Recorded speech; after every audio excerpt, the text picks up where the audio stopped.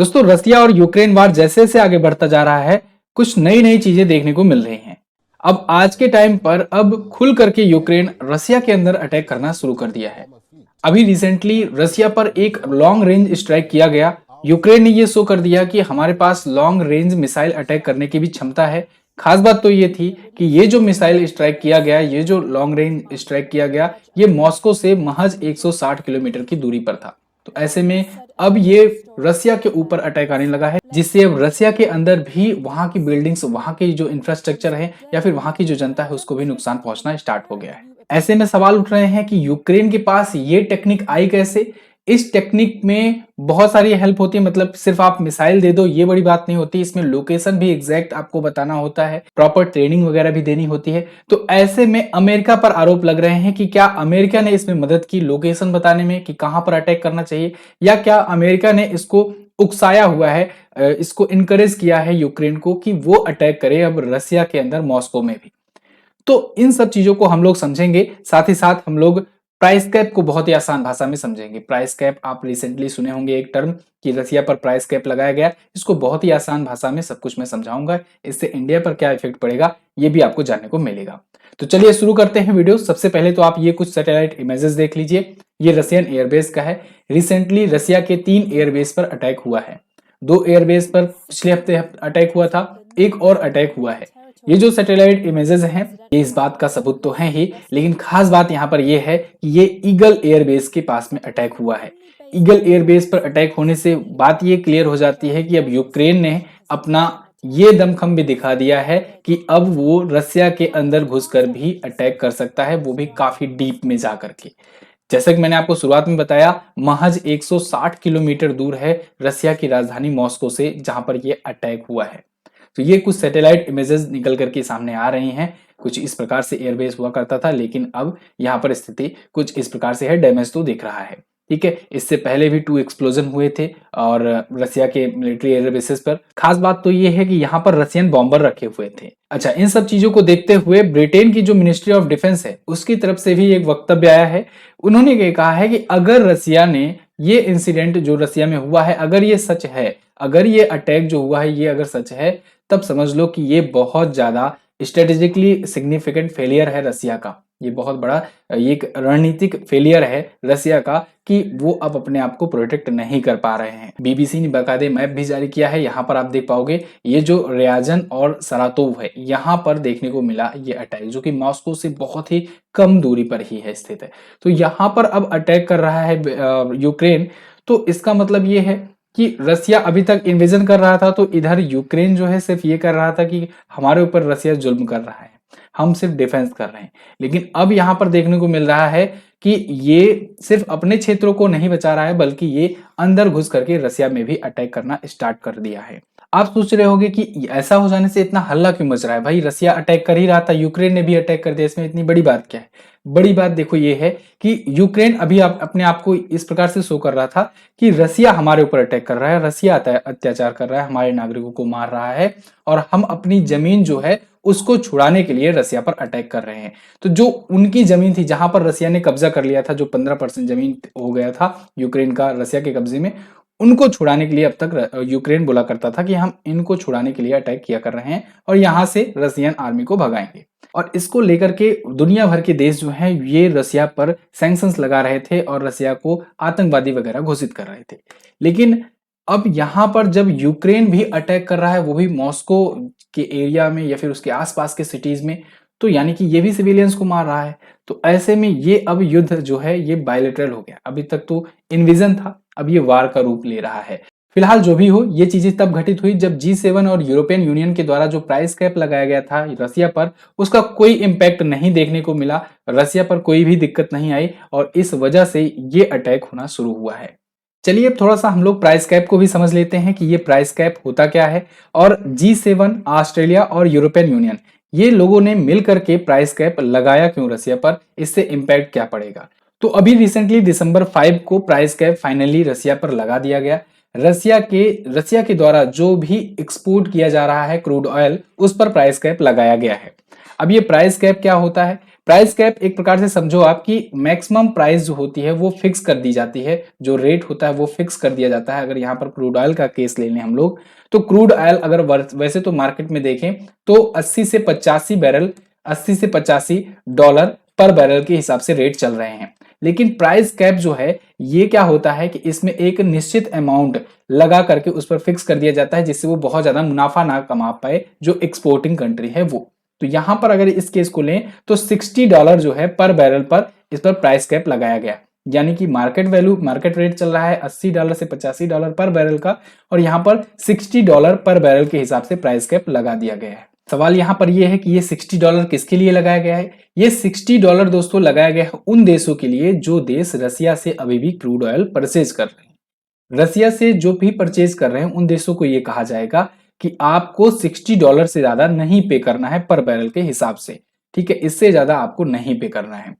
अब आपके मन में सवाल आ रहा होगा कि ऐसा करने से रसिया मानेगा क्यों, या फिर वो सारे देश क्यों मानेंगे जो देश खरीदते हैं रसिया से ऑयल, वो अमेरिका और यूरोपियन यूनियन और ये G7 जो कंट्रीज के द्वारा लगाया गया है ये प्राइस कैप, इसको क्यों मानेंगे? तो देखो, इसको मानने के पीछे का एक रीजन है, बहुत बड़ा रीजन है।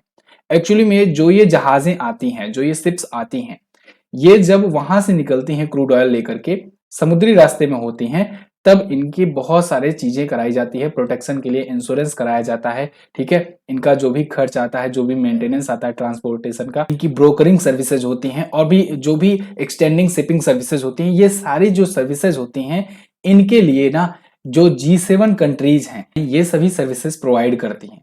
और वो सभी सर्विसेज जो प्रोवाइड करने वाली कंपनियां हैं चूंकि G7 के कंट्रोल में है, तो अगर कोई देश इसको नहीं मानता है, अगर वो $60 जो है पर बैरल के हिसाब से नहीं लेता है, इस प्राइस कैप को नहीं फॉलो करता है, तो फिर ये सारी सर्विसेज उनको नहीं मिल पाएंगी, ठीक है। एक्सटेंडिंग जो शिपिंग है, इंश्योरेंस है, ब्रोकरिंग है, और भी जो सर्विसेज हैं वो उनको नहीं मिल पाएंगी। तो ऐसे में कोई गारंटी नहीं रहेगी कि आपका शिप वहां से तेल लेकर निकला तो, लेकिन आपके देश में पहुंचा कि नहीं पहुंचा, रास्ते में कोई भी अटैक करके, या हो सकता है यही लोग अटैक करके खुद ही आपको डिस्ट्रॉय कर दें, आपके जहाज को, शिप को, या कुछ भी हो सकता है, ठीक है। तो ऐसे में कोई गारंटी नहीं होगी, तो इस वजह से लोगों को और जो बाकी देश हैं वो फॉलो करना स्टार्ट करेंगे इसको। अब बात आती है $60 ही क्यों? $60 मतलब कुछ ज्यादा नहीं है अगर करना हो, अगर वैसे देखा जाए रफली, तो रसिया को प्रोड्यूस करने में 35 से 40 या फिर $45 पर बैरल के हिसाब से आता है। बैरल के बारे में आपको बता दें कि एक बैरल बराबर होता है 159 लीटर, ठीक है, 159 लीटर जो क्रूड ऑयल होता है उसे एक बैरल कहते हैं। तो ऐसे में एक बैरल ऑयल प्रोड्यूस करने में 35 से $45 के बीच में आता है खर्च रसिया का। तो ये केवल $15 ही कमा सके पर बैरल के हिसाब से, ज्यादा मुनाफा ना कमा सके। अभी के लिए आप देखो 80 से 85 बैरल पर अगर मार्केट रेट है तो समझ लो दुगना से ज्यादा फायदा हो रहा है रसिया को। तो ये सभी फायदा हो रहा है, जो इससे अर्निंग हो रही है वो अर्निंग वो अपने अपने मिलिट्री इक्विपमेंट बढ़ाने में और यूक्रेन पर वार को और तेज करने में यूज कर रहा है। तो इसीलिए ये प्राइस कैप लगाया गया है। अब चूंकि ये यूरोपियन कंट्रीज में जो कंपनियां हैं, इंश्योरेंस कंपनियां हैं, वही सब ये सुविधाएं देती हैं, तो इस वजह से यूरोपियन यूनियन, G7 कंट्रीज और बाकी जो ऑस्ट्रेलिया जो है ये भी शामिल हुआ है इसमें, तो ये सभी मिल करके प्राइस कैप लगा रहे हैं। आपके मन में आया होगा कि $60 क्यों, इससे कम क्यों नहीं? आप 35 से 45 आ रहा है तो $45 पर ही लगा दो। देखो, इसमें भी एक दिक्कत है।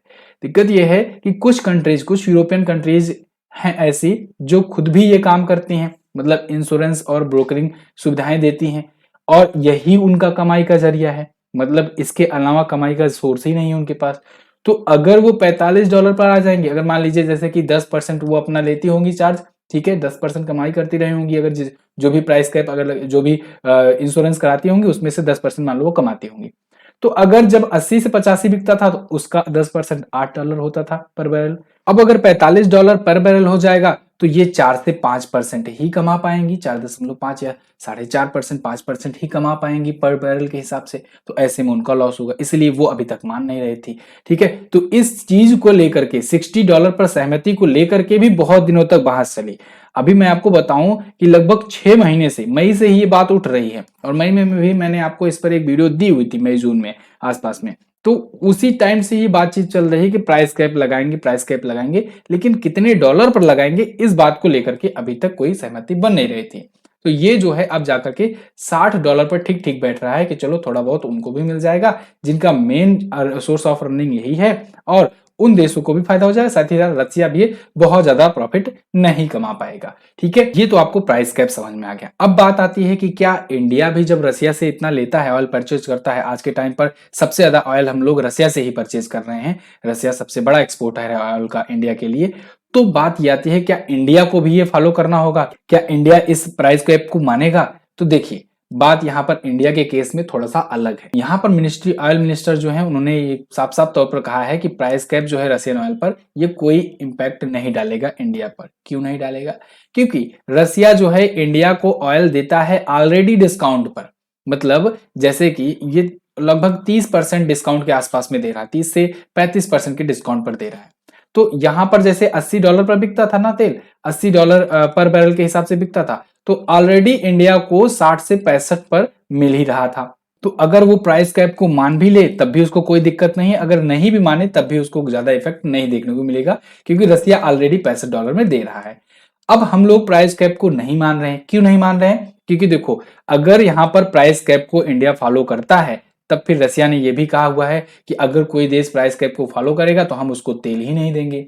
जब इंडिया को तेल ही नहीं मिलेगा तब क्या होगा फिर? ठीक है, तो तब दिक्कत हो जाएगी, हमारा रिलेशन रसिया से गड़बड़ हो जाएगा। तो इस वजह से हम लोग जो है प्राइस कैप को मान ही नहीं रहे हैं, मतलब इंडिया जो है ये प्राइस कैप को नहीं मानेगा, और इंडिया का साफ साफ कहना यह है कि इससे हमारे लेन देन से कोई फर्क नहीं पड़ेगा, हम वैसे भी ज्यादा नहीं पे कर रहे हैं रसिया को, तो आपसे बस थोड़ा बहुत ही ज्यादा पे कर रहे हैं जितना आपने प्राइस कैप लगाया हुआ है, इस वजह से हमको भैया बख्श दो, आप लोग जाओ अपना दूसरे किसी देशों पर प्राइस कैप लगाओ और उनको प्रेशर डालो, हम लोग नहीं मानने वाले हैं। ठीक है, तो इससे अब इंडिया साफ तौर से बाहर आ गया। क्लियर है? तो आई होप आपको ये प्राइस कैप समझ में आ गया होगा, इसके अलावा रसिया और यूक्रेन में क्या कुछ चल रहा है समझ में आ गया होगा।